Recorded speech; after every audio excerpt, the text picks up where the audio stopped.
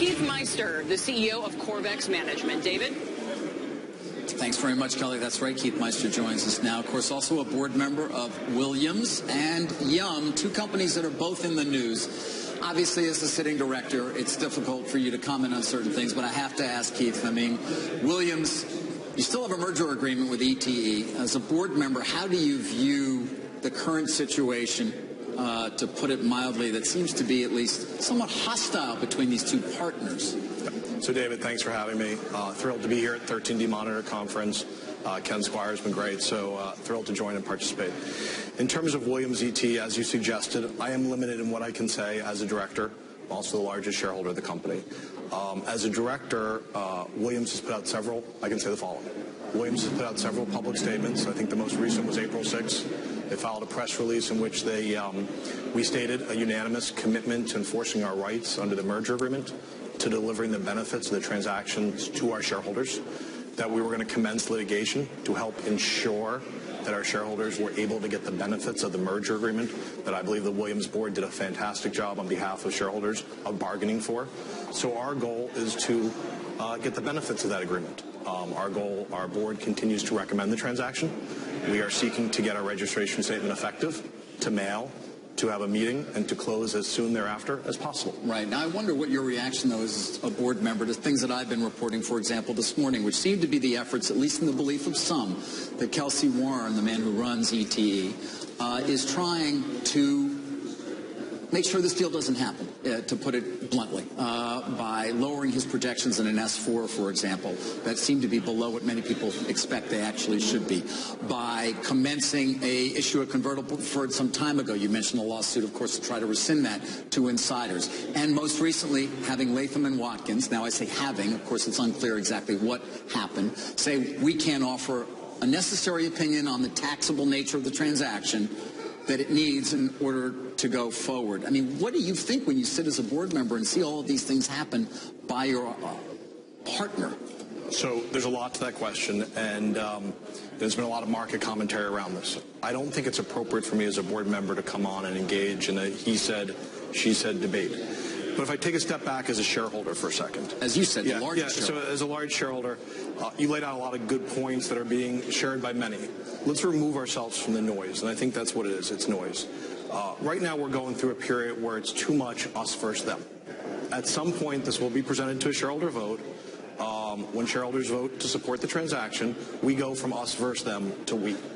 And I think that's very, very important, because somehow everyone's focused in the noise that you're commenting about versus why the Williams board originally entered into the transaction, or why I, as a shareholder, currently support the transaction.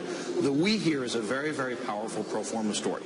The Williams board did a great job of getting more than a fair share of value for Williams shareholders.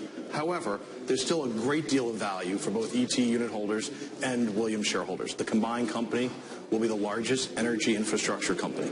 It will have scale, access to capital, and reach to get a tremendous piece of this growing story, which is low natural gas prices driving higher demand for volumes. Those volumes will flow through Williams pipelines, through ET's processing plants, and lots of opportunity for synergy and growth. So if you look back for a second and say, since January and February, energy stocks have begun to rebound. Specifically, midstream energy stocks have rebounded. Stocks like Kinder Morgan, Spectra. Yeah, rebound Columbia. Is a nice way to put it, of course. I mean, they crashed. They crashed, and they've slowly rebounded. They're up 25, 30% this year. Williams is down 30%. So everyone is so focused. ET is down. It's not the performance of the businesses. It's the purgatory of being in a transaction where there's all this he said, she said. What I'm trying to look forward to, and what I think will make a lot of money for my investors at Corvex, is the transaction ultimately getting closed and focusing on the industrial logic. These two combined businesses are really, really well positioned, not for the next week, not for the next quarter, but for the next several decades. If there's one thing I want to bet on, it's American technology, innovation, and capitalism. Right. We will find lots of low-cost gas using technology, and that gas has to flow through someone's systems.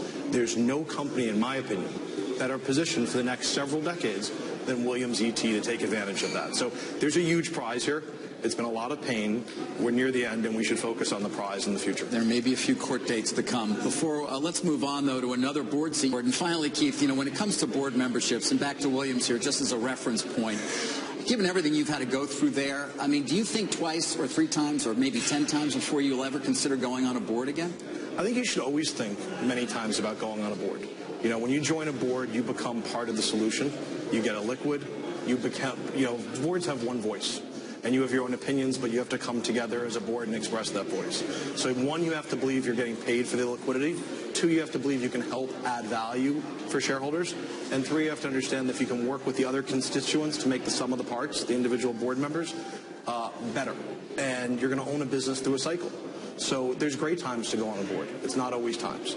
I think Williams and Yum are two good examples. These are great franchises with great long-term growth potential where we felt at Corvex, by rolling up our sleeves, we could help add value.